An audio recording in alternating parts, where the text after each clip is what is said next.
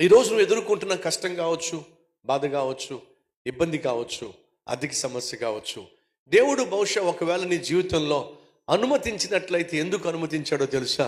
నేను ఒక అద్భుతమైన ఆత్మీయునిగా మలచడానికే, నేను ఒక అద్భుతమైనటువంటి తండ్రిగా, తల్లిగా, భర్తగా, భార్యగా తీర్చిదిద్దడానికే, నువ్వు అనేక మందికి ఆదర్శంగాను ఆశీర్వాదంగాను నిన్ను మలచడానికే దేవుడు శ్రమలు, కష్టాలు, ఇరుకు, ఇబ్బందులు అనేటటువంటి జిమ్లోనికి దేవుడు నిన్ను తీసుకెళ్తాడు.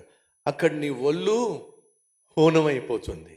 అక్కడ నీ యొక్క మానసిక వ్యవస్థ, శరీరము, అలాగే నీ ఆత్మ రకరకాల ఒత్తిడి గుండా వెళుతుంది. ఎందుకు దీన్ని దేవుడు నీ జీవితంలో అనుమతిస్తున్నాడయ్యా అంటే, నిన్నేదో అనగదొక్కేయాలని కాదు, అనేక మందికి ఆశీర్వాదంగా మలచాలి అని చెప్పే